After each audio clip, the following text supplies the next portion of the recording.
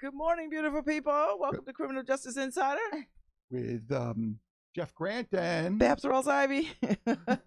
I am not coming through my headphones. That's all right. I can hear you. Oh, okay, good. I can hear you. I can hear you just fine. So this show is happily sponsored by the Community Foundation for Greater New Haven. Now more than ever.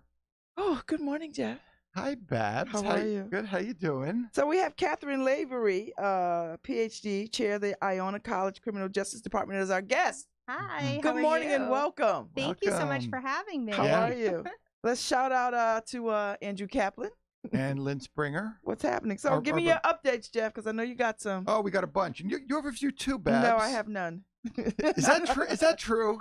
Oh, maybe that's because you're on 5 days a week. Yeah. Let's see. Update 1 is on November 21st. My wife and partner in ministry, Lynn Springer, and I are going to be speaking at the FCI at Danbury, and we've been invited there to give a keynote at their graduation ceremony. And nice. And then Lynn's going to give a spirituality and meditation workshop. Nice. To the men. So nice. That's super cool. Cool. I haven't been back since I left. But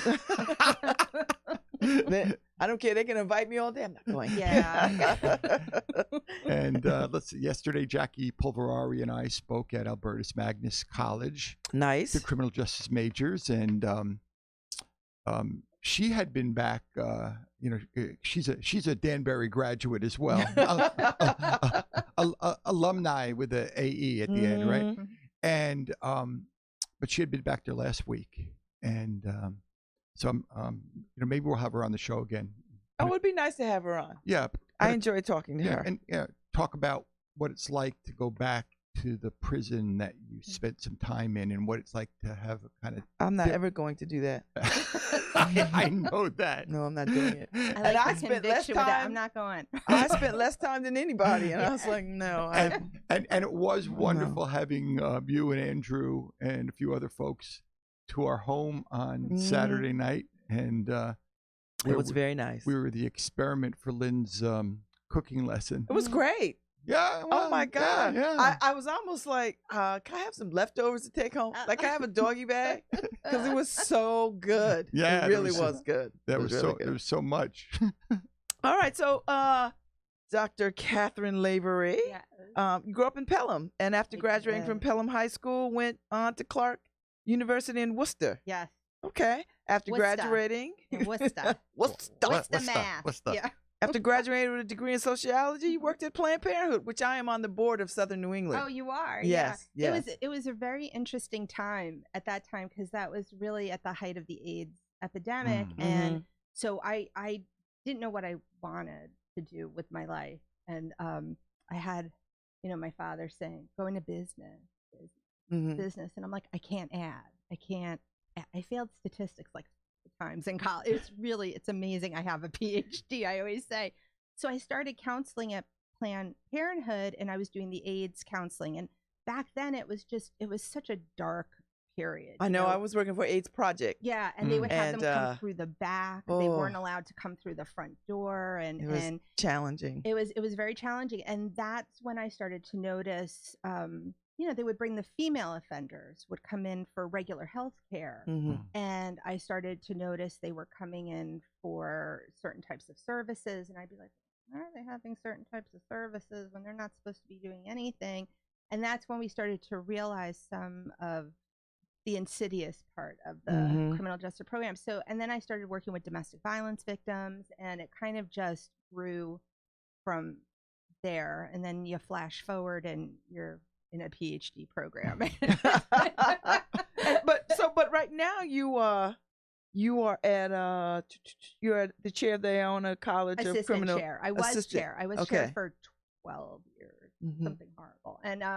And now I'm assistant chair, because we're, a lot of schools now combine programs. So we have a new chair from sociology. I'm assistant chair, and I'm also their graduate coordinator. Well, that probably gives you more time to do things that are passion projects and things like that. Absolutely. Yeah. And I kind of felt that last year when my colleagues and I have a colleague from John Jay and also at Iona College with me, where we started working on an evaluation program with the dog therapy and juveniles. And so it does give you a lot more lead time for you to be able to explore kind of what your expertise is. I think when people get into academia, especially I think at middle or smaller schools, you tend to get really caught up in administrative stuff, and you have to be attentive to the students. So having the free time was actually, it was amazing to start to go back out on the presentation circuit, writing papers, publishing articles again in areas that I love. So who's your colleague at John Jay? So John Jay, I work with Dr. Heath Grant, and he's in law and police science. And at Iona, I've been very lucky enough to work with Dr. Kimberly Spaniel. And also with Dr. Paul O'Connell. So we actually all work on multiple projects, but so it just tends to where we fall in what we're doing. You can do as many shout outs today as you want, by the way. Oh yeah, this is fluid. It's wonderful. Oh yeah. You give them a little airtime, you never know. I try. Oh, yeah, I try. good. I can't. So I get the sense from reading your bios that you do a lot of criminal forensic kinds of things. Yeah, I am definitely the product of Silence of the Lambs. Okay. I'm definitely, and I tell the story. My very best friend growing up, we were sitting in the Pelham Picture House. Oh yeah, the tiny Pelham Picture House, watching Silence of the Lambs, and the lights came up, and she literally was looking at the screen, saying, "I'm going to be a cop." And I said, "I want to do what she does, but I don't think anybody will give me a gun in the tri-state area," which is true. So. So I decided to go more into forensic criminology, and so really looked at issues of criminal behavior. And then when I was working on my dissertation, I focused more on sexual violence. And so I ended up looking at rape on college campuses. I used to do that work. I used to work here at the Rape Crisis Center. Right. So I was working, really studying athletes and non-athletes, and but more so not just acceptance of rape myths, but also how they perceive themselves and their sense of entitlement. And it hasn't changed. Even I did that work, I don't know, in the mid 80s, late 80s. Yeah. And when I look at it now, and all the stuff that's coming up now, it feels like nothing's changed. It's really, I was having this conversation with somebody I know who's also in the field, and she was saying, well, we have so much more rape awareness and rape prevention. I'm like, yeah, but the statistics are still the same. It's still 1 in 4, 1 in 5. So what's a rape myth? Well, a rape myth is really how I think I would consider it a societal message that becomes ingrained. And it's always lauded at women. It is. And, it was really funny. So I was on Facebook, and one of the news crews put up a thing about, it was the 30th or 35th anniversary of Luke and Laura from General Hospital. Which was the greatest rape scene ever. And their relationship began with a rape. And so nobody really realizes that, especially now. But they were advertising the greatest love story. And I was literally hurling pillows at my television. And I'm like on Facebook. I remember that very clearly. I still remember watching it. Tony Geary loved him. Jeannie Francis. And do you remember the song that was playing? Yes, Rise by Herb Alpert. Yep. That was, and after the song, after the song played, it went up to #1. And it was really interesting to see. But that gave everybody a false, twisted sense of romance. Exactly. But so we have really kind of been educated on this our whole life. When I was talking to my students the other day, I said, it's a little different now, because when I was in college, date rape was very new. Acquaintance rape really wasn't talked about. Marital rape was just illegal. And I think marital rape was still technically permitted in New York until 1984. Oh my God. And they just never erased it off the books. And so what's interesting is these students now, this new generation of iGen millennials, have this more idea of equity, but yet they still are given this underlying message where they still don't understand what sexual assault really is. And we've seen a lot of it in its all of ugliness. I mean, the kid that raped the girl and left her at the dumpster, and the 2 guys came, and if they didn't come, that would have been an unsolved, probably unreported rape, but they caught him. And it's amazing. It's amazing with DNA forensics how we've kind of come forward, but it's interesting. The more they change, the more some of the baseline stays the same. We really have to kind of start re-educating Yes, because no still means no. Right, but it's very funny how a lot of states have adopted the message yes means yes. Yeah. And then you're kind of like, I don't understand. And I've literally have students come up to me saying they don't really understand what consent means. Yeah. So I've had this conversation with grown people about consent. Yeah. And I've had people say to me, well, it takes the romance out of it when you, and I'm like, I'm sorry, what now? Because people feel like it's romantic if somebody is aggressive and you play this cat and mouse. Well, they call it token resistant sex. Well, there you go. They call it that, where, you know, she bats her eyes and says no, but really means yes. It's the dance of dating. And it's interesting when you look at how dating has progressed to online and you know, I mean, one of the things we do is we've had a social media project going on at Iona looking at violent crime on social media, where people have said, and we've been keeping tabs on all these cases, and there have been some significant ones, but it's interesting how relationships have changed. So there was one case, I believe it was in the Midwest, where she was sexually assaulted, and educated, in her late 30s, degreed, and in the interview, she went to go meet him at 10:30 at night in a parking lot. And so you would think in your head, why would somebody go at 10:30 at night to go meet somebody? But she kept referring to him as her boyfriend because they had been talking online for 2 months. So we really need to do an overhaul with educating what relationships are. The phone has become, you know, literally our mouthpiece and our earpiece with communication. Has this conversation kind of, does it kind of wax and wane? I mean, I would think right now with impeachment inquiries and then all the focus back to Bill Clinton's impeachment, there must be like a wave of conversation about what it is to have sexual harassment in the workplace and things like that. Well, it's true, and I think the issues with the Me Too movement, even though that brought a lot of attention, like with any sort of platform, things get skewed, they get reinterpreted, so sometimes the message can get lost. And the Me Too movement really started from campus sexual assault, and we started to use it as a platform of general sexual harassment, inappropriate behavior, and now we're starting to see the post effects of that in terms of how men and women are dealing with gender relations in the workplace, even same-sex relations in the workplace. It really has a domino effect, and there's nobody there who's really saying, well, let's have the honest conversation. And rape crimes are still the crimes that get the least amount of time, because before you get to that crime, most people have done other things and they get to plead out to other things. And they plead to lesser charges. So I always inform my students, when somebody finally gets arrested and charged with rape 1, they've probably done it on average 10 to 15 times, because of the way the cycle of justice is, the lack of, you know, witnesses willing to come forward. It is still a stigmatized crime. Oh, it is still, you know, it's horrific. And so we've gotten better with reporting, which I think is good. And I think we've given more outlets for men and women who are victims of sexual assault to come forward.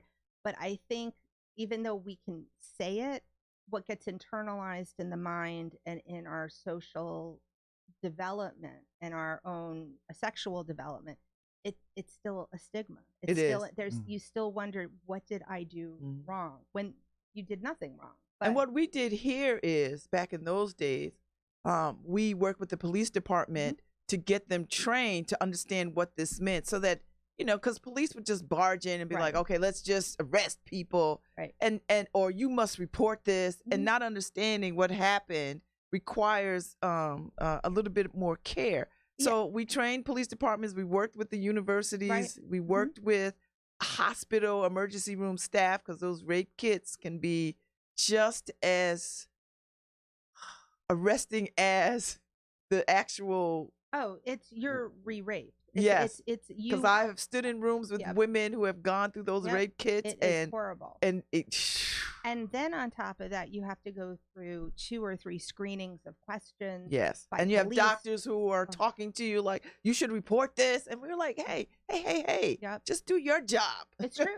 It's very, very true. You know, when I was in seminary a decade ago, Mhm. we had mandatory sexual harassment, sexual discrimination training. Right. But in truth, as I remember it, it was more about the prospective ministers learning how to protect themselves, Oh, yeah. than it was actually. And that wasn't teaching you how to not rape. That Right. was just telling you not to be a harasser. Rape is a whole different kind of animal. And since then, I've certainly become much more aware of the power dynamics and all of that. Mhm. But it wasn't like they brought women in who had been harassed or had been raped and really made us have some connection with it as something that is just traumatic and debilitating and a crime. Right. Yeah. And I think also this goes back to the issue of how it was socialized. There was a recent study that came out which looked at Gen X women, where almost a third of them discussed in this survey that their first sexual experience was a rape. They didn't know it at the time. It has to do with the education that was going on at the time. Back in the 70s and 80s, when you got married, it was still to love, honor, and obey. And so that really, if you think about it, coming up from the 60s, 70s, and 80s, Mm-hmm. that was a message that even, I always say to my students, and even when I do presentations on sexual harassment, and I'm not cutting aggressors slack, but in the 80s, women were told you can do whatever you want. You can be an astronaut, you can be a CEO. We didn't really prepare the men, and men were still getting socialized to, I need to get married, provide for a family. They weren't used to women becoming their bosses. And I think because that's when we started to see the backlash in the late 80s on sexual violence, because you can look at the peaks and the drops. So, And there's nothing that teaches men how not to rape. well, because I think we're looking more into the psychodynamic of the mind. And as I try to do with training, even with officers when I've done it, is rape it's about anger, power, control. The penetration or the sodomy or the victimization is merely the implement, it's the instrument, it's the weapon. So that's really hard for a lot of people to wrap their head around, especially when they've been educated that rape is just a violent form of sex. How do we remove sex out of the dynamic and look at rape at what it really is? If That's you a good point. replaced it with a knife or a gun. Well, but like any kind of deviant behavior, doesn't it really all go back to like early childhood traumas and you must be dealing with that in all your criminal justice work. Sure. Yeah. It's funny. I teach when I teach criminology or profiling. I have one student who graduated in law enforcement, and all you do is talk about sex and aggression. All you do is talk about sex.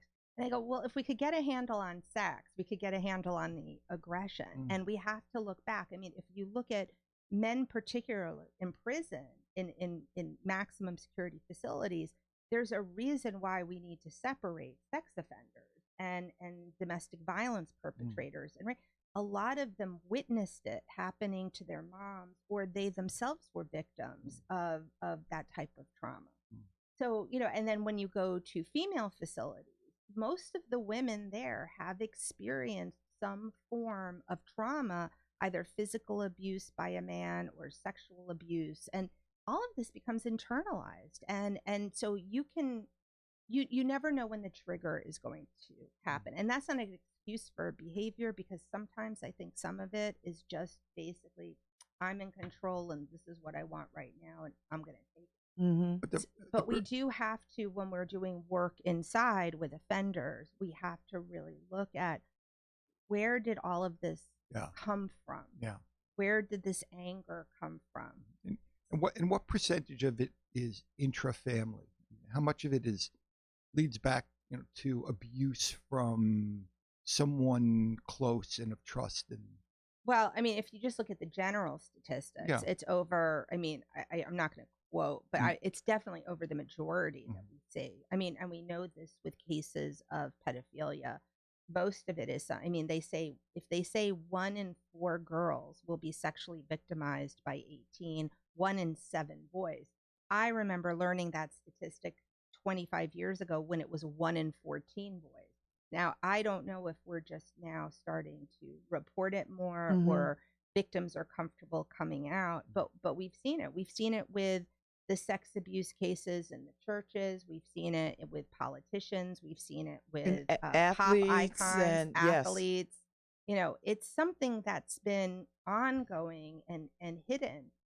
I think we've only scratched the surface. That's my concern. I think this goes way deeper. You know, if you think about the culture in our country, we've been pretty much under this kind of Puritan ethic. I mean, look how long it took our country to accept homosexuality. I mean, remember, even in the late 60s, homosexuality was listed in the DSM as a mental disease or defect. Now, I mean, we're only 40 years out. It's not that long if you think about it. So we have a ways to go. I agree. I agree. We have a ways to go. So when you look at these kinds of cases, how do you project how to handle these kinds of crimes for the future?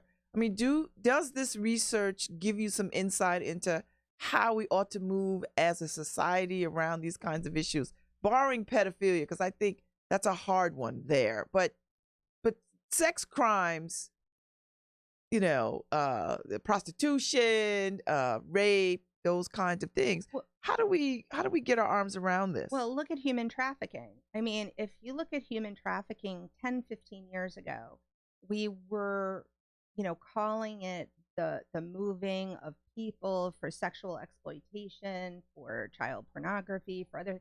Now we look at human trafficking, it's become so common. It's just the buying and selling of people. It's now modern day slavery. We literally have boyfriends that are pimping out their girlfriends to try to make money. So again, it comes back to the discussion of we need to sit down as a country and have a real discussion on what sex roles are and how we deal with sex right now. We're not having that conversation. We're reporting things, we're seeing stuff on pedophilia. It's still salacious. Even if we look at politicians, if you look at what happened during the campaign with Trump and with the reporter, I can't remember his first name, Bush. Billy Bush. And you grab the P, you know, they were laughing about it. And People then were having, you know, the water cooler. But listen, and then they said, "Oh, well, this is locker room talk." It's locker room talk. And then that settled everybody in. Like, okay, I understand locker room talk. Right. I'm like, why? Yeah. Why are we having that type of locker room talk? But again, I think it's important for us to step back and say, okay, this has been locker room talk. So now how do we shift the locker room talk to not be about this? And I don't know if we can do it. I don't know if we'll see it in my generation, or in my time here, but I think it's important to keep having the conversations, you know, and I say to my students all the time, we're about to have a really uncomfortable talk. And a lot of them will leave and they'll say, you know, thank you for that because you were honest. And I actually didn't think about rape and sex in that perspective. So I think it's having more conversations, talking more about the Brock Turners, talking more about what's going on, the R. Kelly case, talking about what the things we just don't want to face. Yeah. You know what changed my perspective? I had lunch a year or two ago with Krishna Patel, who was the head of justice at Grace Farms Foundation, but she was also the lead prosecutor for the U.S. Attorney's Office trafficking task force. So she had a wealth of information, and I was with a friend and we were talking to her, and she said to us, you know, it was kind of casual in order to surprise us. She said, guess how many people are trafficked in this world? And we couldn't really hazard a guess. And she said 40 million. Yeah. And that doesn't even include India because we don't have a count there. So I don't think anybody. I mean, certainly no one who reduces it to locker room talk. Right. I don't think that they understand the magnitude of what's going on. And I think what it also comes down to when you're looking, I mean, we've estimated probably 50 to 75,000 are coming into the United States via human trafficking. And the issue is what is happening to them when they're here. And we have done, the sting operations on different nail salons, indentured servitude, sexual exploitation, child pornography, but this is happening everywhere. And that's what we have to start to educate. This is not something that's happening in the South Bronx, in Baltimore, in Chicago, in DC, in Brooklyn. This is happening in Westchester County. It's happening in New Haven. It's happening everywhere. Yes. In the affluent areas of our country. So until we start to, again, I go back to have the discussion, even though it's very uncomfortable, that is what brings the awareness. And hopefully you've got somebody then who wants to make a change. Do you think having harsher penalties for these kinds of crimes makes a difference? Which I don't know where harsher penalties make a difference in any crime, but. Well, that goes back to how we've been using the prison system, and we have to do an overhaul. New York is starting the new bail reform, and you have people on both sides. You have one side saying this is great, it's going to break down on issues of race and gender, and then you have the other side saying this is going to be horrible, it's going to put a lot of pressure on police agencies, and people are going to jump their bail. I think what we have to have an understanding is the prison system hasn't worked in a really long time. And we have put so much pressure on community-based corrections like probation, parole, halfway houses, intermediate sanctions. Underfunding and not doing evaluation research on it. We haven't, we're under this kind of idea that if we'll put out the grants, we'll try it. If it works, it's up to you now to continue it. We're not going to see it through.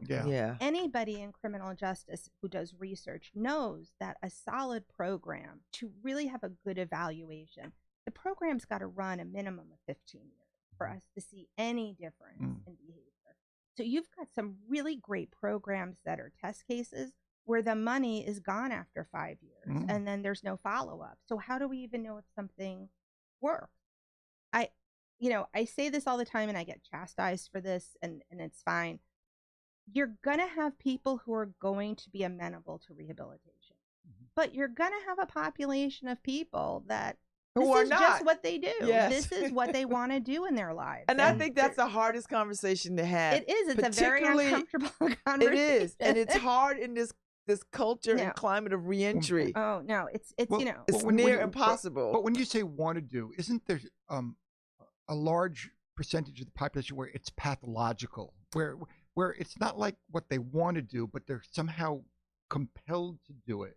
This is where I think we get into a very, very gray area, because it's, we can sit there and say it's a lack of opportunity. It's a lack of education. It's a lack of this. You had a bad mom, you had no father, you had this.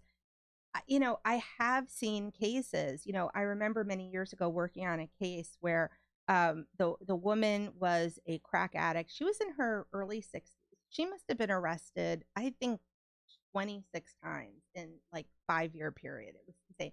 And I remember interviewing her doing intake, and I said, well, where is your husband? And she goes, oh, well, he's at Rikers. And I said, well, okay. And I said, it says you have a son. Oh, well, he's in North Carolina in a federal prison for running guns. And I said, and where's your daughter? And she goes, well, she got a full scholarship to Colgate or Cornell, and she's at school.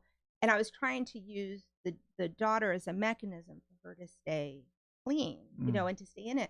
But the fact of the matter is 6 months later, she was rearrested. We've got drug issues. We've got mental health issues. Remember, the past 25, 30 years, our jails and prisons have substituted as mental health. Yes, the biggest providers of mental health care in this country are the prisons. But we are not training people on how to handle it. Right. And I mean, in all honesty, correction officers and staff at prisons did not sign up to be mental health counselors. If they did, they would be mental health counselors. But now we're putting the extra burden.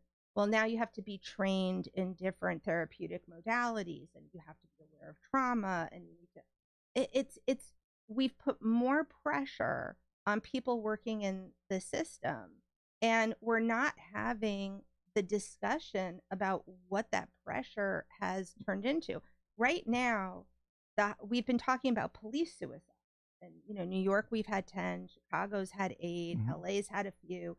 We're at the highest level of suicide in law enforcement in the history of law enforcement. But we are also at the highest rate of suicide with community-based corrections and correction officers, and no one's talking.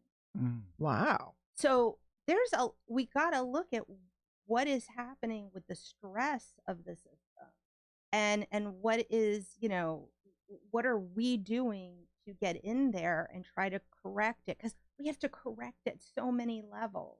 It's overwhelming if you really think about it. And I can see people like, I don't want to work in this anymore. But it feels like it's such a complicated problem that legislators can't possibly really wrap their arms around it as lay people, and they're the ones who are appropriating the money and changing the law. Yeah. Right. And so here we are at 3.7% unemployment, and so they can't even, for example, in Connecticut, they can't even find staffing for the medical programs in the prisons. Right.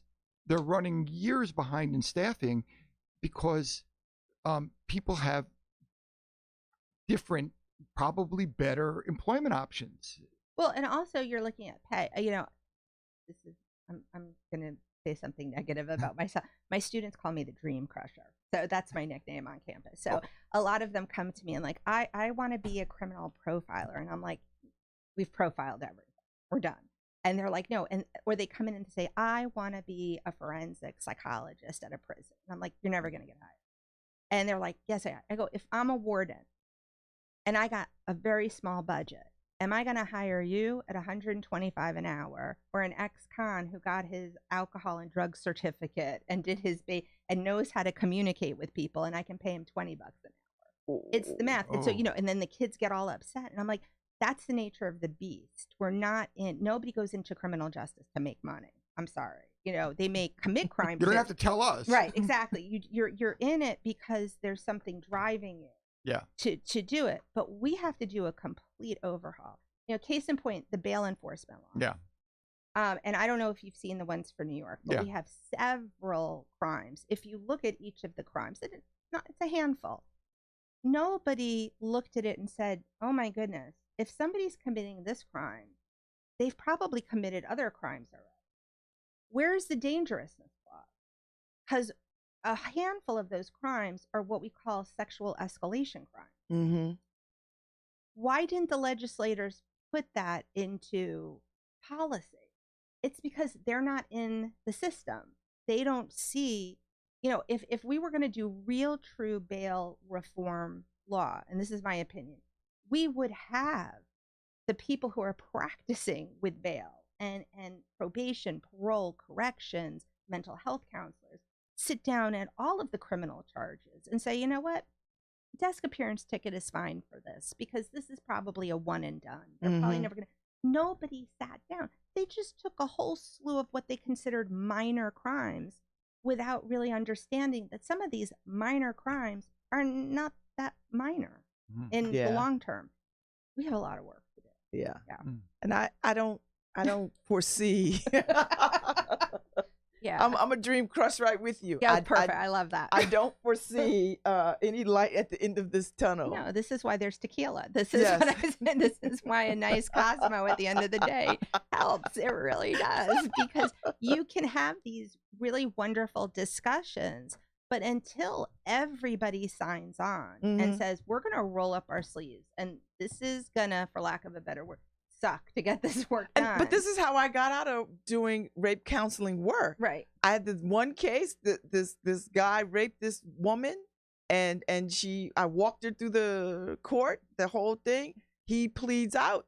They don't understand what is happening. I'm trying to explain to them. Well, he's gonna, and it was like, well, what about what happened to me? Right. And one too many of those conversations with somebody, you're like, you know what? I've done this work for 3, 4, 5 years, and I was like, you know what, I've had enough now. I had a similar. This is actually when I was still up in Massachusetts. We had a case, and it was a case of what you would call a date rape. But he raped her so violently, she needed multiple surgeries. Multiple surgeries. And I remember, as I was an advocate at the time, as the advocate going in to talk to the prosecutor's office. And remember, this is in late 80s, so the rape myths were still very much alive and well. And I'm with the detective, and she said, well, we're going to offer him a plea. And I was thinking, she's lying in a hospital. She's had to have stitches. She was sodomized. What do you mean you're going to take a plea? And she said, well, she went over to his apartment. Yeah. Yep. And I understand legally at the time why that was such an issue. And she's like, well, he's a college student and he has his whole life ahead. And I'm thinking, but she has no life ahead. I mean, she's got months of rehabilitation. And I remember leaving, and I remember the detective literally put his fist through a wall. Because, as I always say, these guys and women are the ones they're the gateway. They see this stuff. I can only imagine when you're hearing about a case you've worked hard on that's going to get disposed because of technical issues, or because this is the best way, so at least we get a conviction. Yeah, we could get him off the street this way. Yeah. I've heard that too many times. Yeah.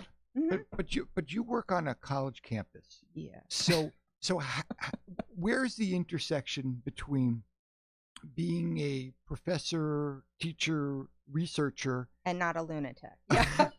No, but also there are young people there who have to be taught a different way, or they have to be taught to be aware, not just as criminal justice majors, but as people that these things are happening, and they're happening in your midst. I don't think colleges do a good job of that. I think overall colleges don't. I think I do. I will say that. I mean, I tell my students all the time, I don't like anybody anymore unless you're a pygmy goat or a sloth. I mean, I'm pretty much done with people. And they know that. And my students understand that. Yeah, well, because pygmy goats are cute. And I have to do the pygmy goat yoga because that's got to be adorable. And lemurs. I love lemurs. Man. Lynn, if you're listening in, we have a yoga person. I'll totally do the pygmy goat yoga. I don't like pets, so I don't know where I'm at. That's okay. Spectrum. I mean, but I tell them all the time, you're going into a field that is not Law and Order or CSI or NCIS. It's not going to be solved in 52 minutes with commercial breaks. I'm sorry. No, it's going to break your heart every day over and over and over. And a lot of it is going to be, I'm going to be honest, boring. But you're going to get to a point when you're on the force for 10 years and you haven't pulled your gun. You're not going to want to pull your gun. Yeah. And you're going to get to a point where you're going to go to the 500th domestic violence disturbance walk away and say, why did I do this? The point is you have to keep remembering why you're in it. College campuses, let's be honest. I have said this, and I'm sure both of you understand. Prisons and jails are like microcosms of society. They have their own rules, their own customs, the whole way they live. Colleges are the same way. And I think sometimes that microcosm is really they feel it's a protective shell. Yeah. And it's not. And it's not. We have to prepare them for the real world. And so with my students, I'll scream at them about the phones, and I make them cry in class. And college campuses, they are about protecting their image and their reputation. And they're not going to. That has stemmed back all the way from the 1970s. I think that was like a post-Kent state started. That's when we started to see them really circle the wagons because of lawsuits. I mean, there was the famous case at Eastern Michigan where she was stabbed and raped, and the whole college administration knew and hid it. And I mean, the president resigned. This was back in the late 90s. The provost had to resign, and we had, even though we have Clery Act and we had the results of the Jean Cleary rape and murder, but that was her parents. Like, her parents got the campus crime bill of 1990 on the floor. I didn't see colleges do that. That was a 2-parent force wonder. And now we have the Cleary Center, and we do provide training, and we do it. But, again, it's up to the schools to say, we're going to have the honest talk. The problem is how honest can you really be when you're tuition driven and, we're looking for students, birth cohorts are low right now, and we want to make our campuses the most wonderful thing. And you have an Ivy League school that sits in the middle of a city that has social ills. Right. You want people to continue to come to the school and ignore whatever because it's an Ivy school. It's interesting. So they want us to believe that this doctor who had raped all those gymnasts. That they want us to believe that's an outlier, or we want to believe that on some level. That's it. We want to so that we don't have to own that. We have to own it, though. Yeah. That's the principle. Yeah. We have to start teaching. I think at college campuses we have a responsibility. I remember a few years ago we started to do service learning projects. Iona is very much into the social justice story, and so the person at the time who was doing service learning said, "Why don't you take them anywhere you want to go in the world?" And Ireland, we can take them to. I took them to Baltimore because I said, and this is how I said it to the students: if you don't know what's going on in your own backyard, I don't know what we're going to be doing over in France. I mean, drinking good wine and eating good cheese. Really, and then about 2 years later, I took them to The Hague and I took them to Amsterdam, and I made them sit in a war trial, and I made them go to the red light district, and and I didn't tell them anything. And I said, you be the judge if red light district is good. You be the judge on how prostitution's being monitored. And what did they think? They were not happy because, when you have to give 53% of your personal salary back to a government, you're still working multiple jobs. And red light district it's a tourist trap. So, it's a pretty horrible life to live. It's not like what they perceive it to be. So, I mean, I think that's important to have students have those types of experiences. But when we were in Baltimore a week before the riots, and we were working with gang members, survivors of human trafficking. And it was interesting when the riots happened, the students said, we felt it. We knew something was about to happen because we spent the entire time in South Baltimore. We were in the homeless shelter. We were, with the gang members. We were at the police precincts. So I think, those are experiences where I think it helps shape and change. And hopefully that's something that stays with them and will help direct them to what they want to do in the field. So are you ever hopeful, Cathryn? Yes, I'm a very hopeful person. Tell me what you're hopeful about. Pygmy goats. And I'm very hopeful. I'm probably more of an optimist than a lot of people in the field. And little pigs. I like the little baby micro pigs too. But I do have hope for people. I have so many students. I've been at Iona since 2005, and I have and I joke all the time, I have inappropriate relationships with my students to the point where I keep in touch with them. And I have some who have now been in the field for 10 years, and I see the good that they're doing. And I have good officers, and I have great mental health counselors, and I have wonderful people in corrections. And I have people who have called me up and said, I don't think I can do this another day. And I help them get back in touch with why they did it. And it's amazing. And I'm so proud of them. That's my hope. My hope is that, as I keep doing my instruction and then I'm doing more training on the outside, which is what I'm doing, to get a response. And I did this. I was doing sexual harassment, cultural sensitivity training with a police force. And I remember walking in and I could see the eyes roll because my name came up and a PhD. But afterwards, one of the gentlemen came up to me and he goes, I want to thank you. I really never thought to look at it from this perspective. And you really talk to me like a person. So I think if we can all learn to just talk to each other like people and not in these prescribed roles of what we think we should be and how we should be speaking, I think there's hope. I do. I have hope. Well, thank you. I appreciated this conversation today. Wow. It was a good conversation. It was good. I liked it. It was fun. It's been a long time since I revisited some of these thoughts and issues. Please don't have trauma tonight. You can call me and I'll send you pictures of pygmy goats. Oh, It'll be good. I'll calm you. I have done that work because as a kid that was traffic, right? So I have done this work. So I'm in a good place. Yeah. But I remember doing these Take Back the Night rallies on Yale's campus and to the green, and So that just brought it all back. And I just sit here and think, man, I'm 56 years old. I was doing that work when I was like 25. Yeah.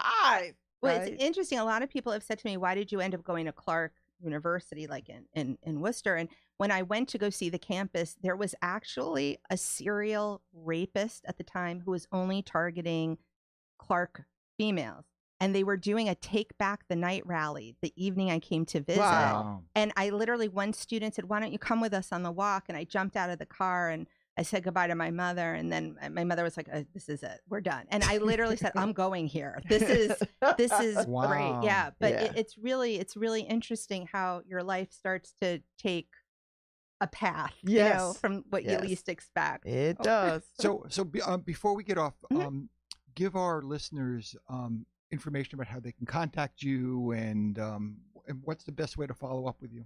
Oh, so you can reach me at Iona College on our website. You can just type in criminal justice, and that will show you my picture and a link to my name and my number. But my email is clavery@iona.edu. Mm-hmm. And we just actually, my colleague Grant and I published an article on compassion fatigue with police officers, and we just did a presentation at IACP with our colleague Dr. O'Connell on what's happening with burnout in the field, and then of course my colleague Dr. Grant and Kim Spaniel and I are still working on rehabilitative modalities that we're seeing in the prison setting. So there's a lot of interesting work we're doing. Well, thank you very much for your time well, today, thank you Cathryn. both. I had a great time. Oh, thank you. Come back again. I would love it. What an important conversation. It was today, very important. Wow. Thank you, Jeff Grant. Can I quote you on that to my students? Yes. play this back. Oh, for I'm them. playing this back. There's going to be 2 quotes on our website. It's going to be important conversation and pygmy goats. Right. Good association. There we go. All right. Thank you, Community Foundation for Greater New Haven, for sponsoring this wonderful, rich conversation today. Now more than ever. And goodbye, Andrew Kaplan. And goodbye, Lynn Springer, and love you bad. Love you, Jeff Grant. I will see you in these social justice streets. Yep. Thank you, Brian, for sitting in today. Thanks, Brian.